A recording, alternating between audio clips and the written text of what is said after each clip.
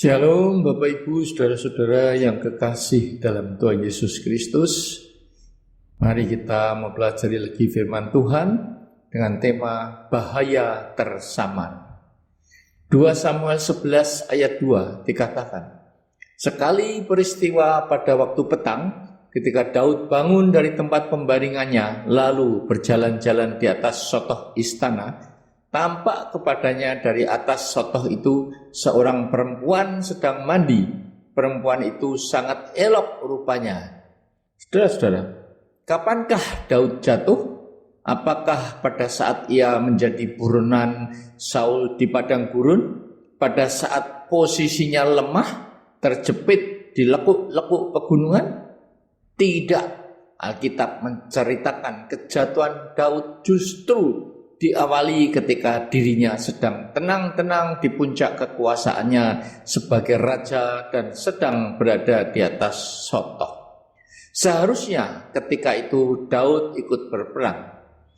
Kenyataan memang berbicara, kejatuhan manusia sering terjadi justru pada saat dia sedang kuat-kuatnya.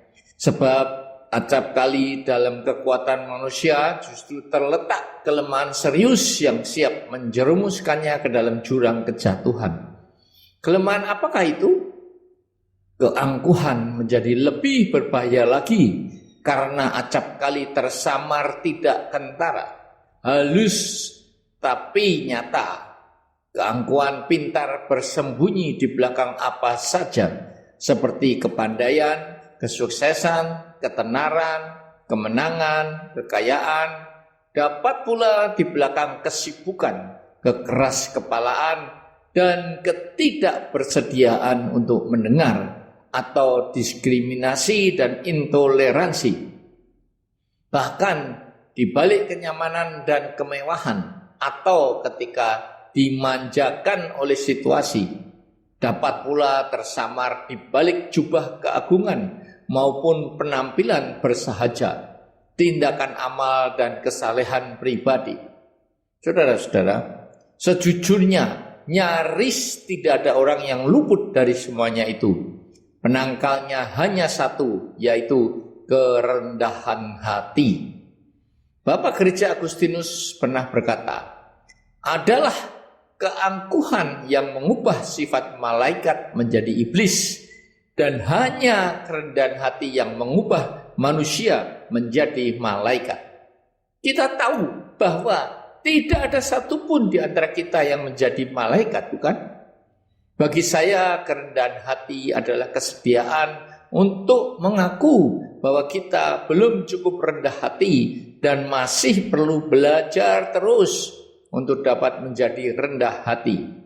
Jika belum dapat setara dengan malaikat, setidaknya janganlah kita sampai menjadi setara dengan iblis.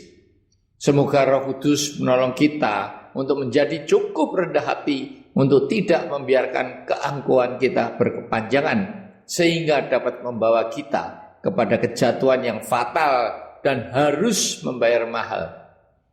Tuhan, terlalu sering kami mengartikan keangkuhan sebagai sikap dan penampilan luar belaka, berkaca pinggang, mendongakkan kepala dan memandang orang lain dengan sebelah mata, atau sengaja pamer, bersikap kasar dan bermulut besar. Padahal keangkuhan lebih daripada itu.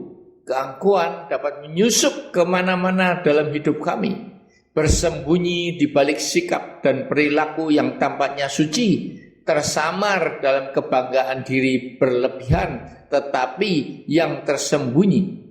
Lupa bahwa tanpa anugerah-Mu, siapakah kami ini? Tuhan, keangkuhan adalah musuh sejati kami. Ia membuat kami terlena dan lupa diri. Karena itu Tuhan, ampunilah keangkuhan kami. Buatlah kami tersadar dan selalu mau datang kepadamu yang bersabda, belajarlah padaku karena aku ini lemah lembut dan rendah hati. Ya Tuhan yang rendah hati, jadikanlah kami murid-Mu yang selalu diingatkan akan teladan kerendahan hati-Mu.